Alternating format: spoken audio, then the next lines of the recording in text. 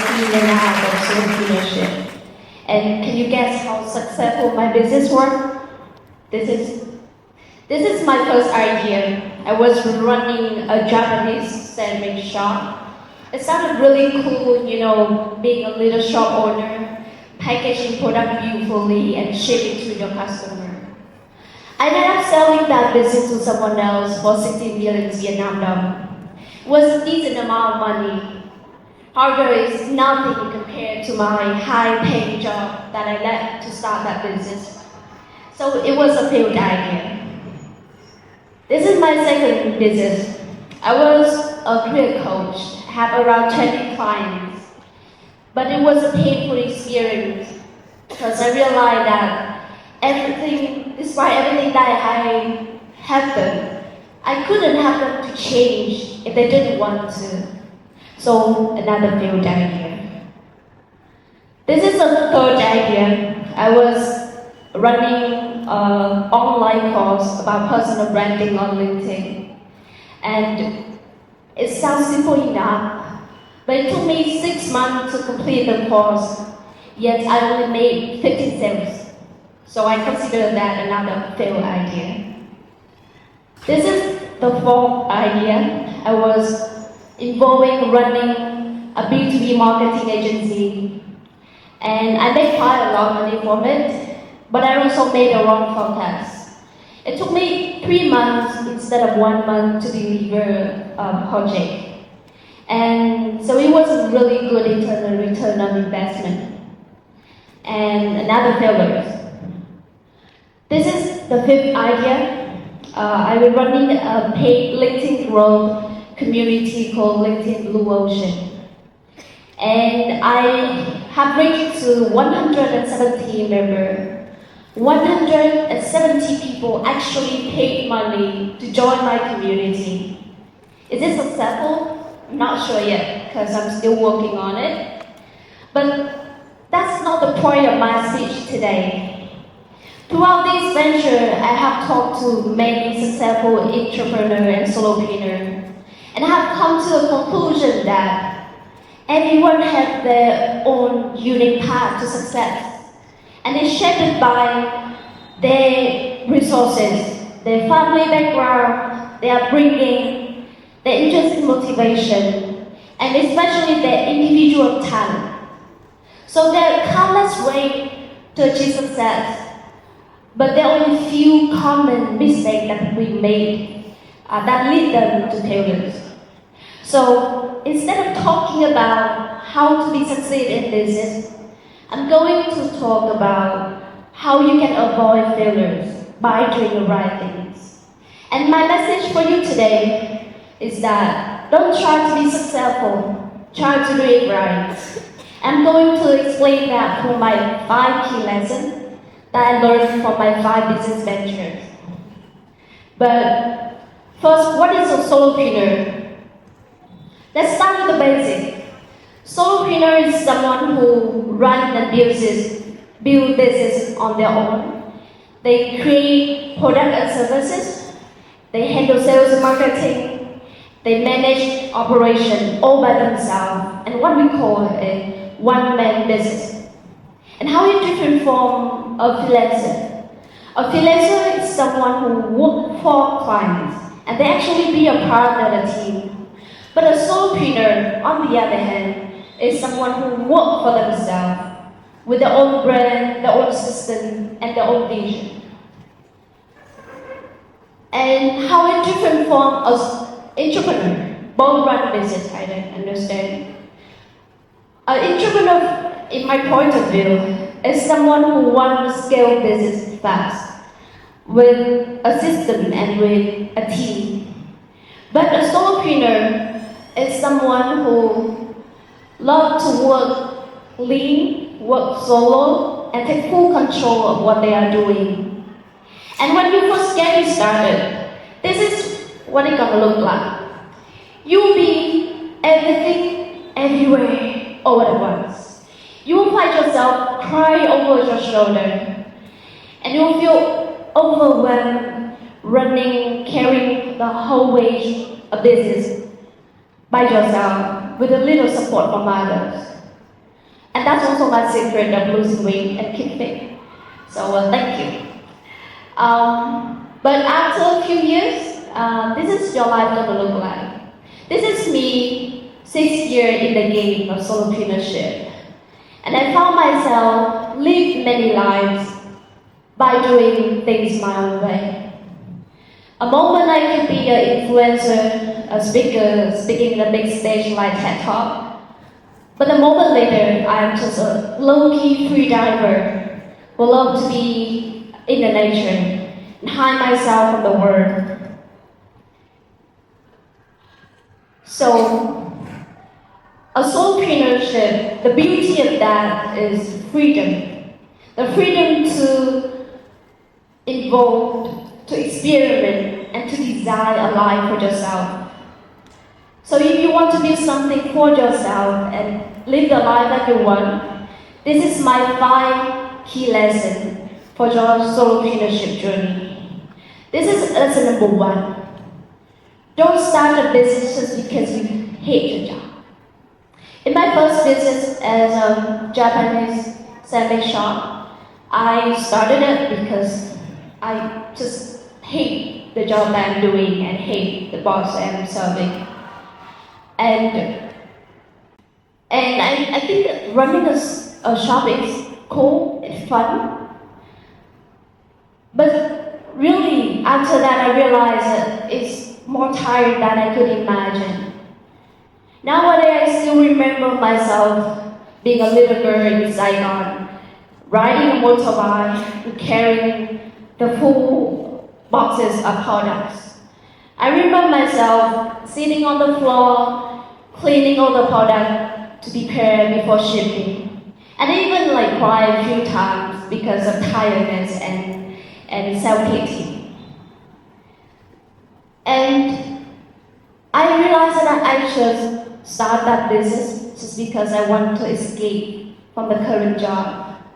And the excitement from the beginning doesn't last long. The creative and the aesthetic aspect of the job, like photographic content creation, it became a routine for me. So my lesson here is don't start a business just because you hate your job. Passion is tricky to understand, but you will realize that since you do something that you are not passionate about. And with that passion, you cannot sustain the interest and the energy of doing business. So let's not starting a business because you hate your current job. Instead, focus on something you're really passionate about and can see yourself doing that in the long run. This is my second lesson.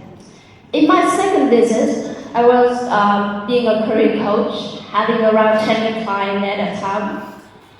And I promised a client that I helped them to find a job. There's many people were laid off at the time. And as a recruiter and a headhunter, I thought I knew exactly how to help them. I offered guidance on how to sharpen their profile, improve their resume, connect them with the recruiter and headhunter, and prepare for the interview.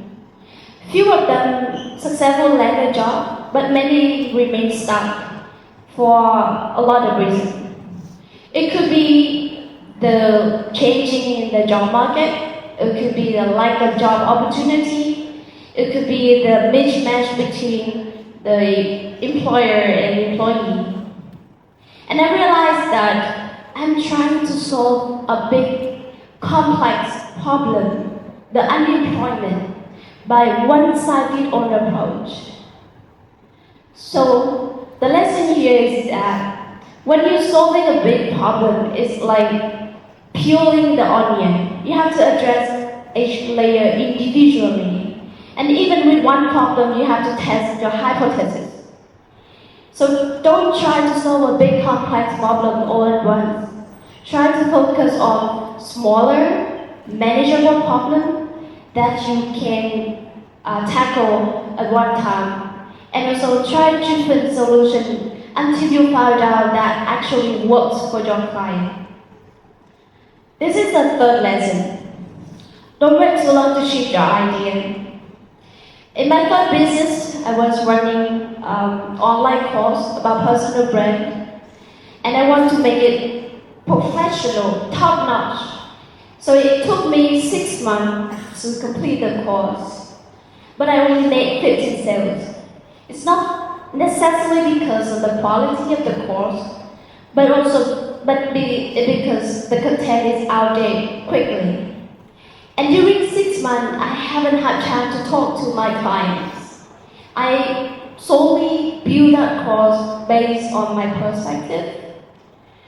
And as a result, the course is high quality, but it's not aligned with my client need and challenges at that time. So my lesson in this business is you have to find a way to validate your idea quickly. There's no point of creating a product or services that doesn't address your client problem, right?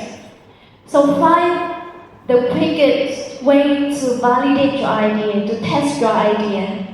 Right now, when I have a new idea, I just post that on my LinkedIn to see how the market reacts. And I will decide whether I go further with that idea or not. There's a term called MVP, minimum viable product. So if you have the idea, just start with the MVP, release your MVP as quick as possible. Just put it out there, get feedback, and then you can determine whether you go further with that idea or you let it go.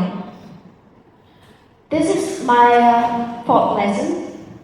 Be obsessed with the problem and the client. My fourth business was running a B2B marketing agency. It is a difficult decision for me to close that business because it's financially successful, but it's not fulfilled. It's not fulfilled for me. Because I find that in the B2B marketing kind of industry, it's involved with a lot of constant communication, stakeholder management, the need of constantly finding new clients. And that's not the working dynamic that I love to. And even I own the company, I feel like I am the employee of so many clients. And that's not the life that I wish myself dive into. And later on I realized that I'm not really happy and I'm not passionate with the problem that I'm solving or either the client that I'm serving. When you're doing solo business, it's important for you to be obsessed with the problem because you're gonna work days and days on that problem. So if you don't find yourself being genuinely interested in the problem that you're solving, you better find a better problem. This is my third lesson. Be authentic and real with your personal brand. I started LinkedIn Blue Ocean just less than a year ago, and I drove the traffic to the community by my personal branding. We easily reached to 100 members, but it stuck there for a while. I don't know why. To the point that a member came to me and said, "We feel that you are so far away, so distant with our community. The way that you appear on social media is someone who be on the big stage, who network with all the CEOs. And we respect you, but we have a doubt that maybe the way that we teach us, the guidance, maybe work for you, but wouldn't work for us." To that moment, I shift my focus. I spend time with the community member and be close and connected to them. I stopped appearing on the social media like flashy founders. I start sharing about my failures, my mistakes, my doubts. And surprisingly, it helped me to connect with my community member more. And as a result, it draws more traffic and more members to my community.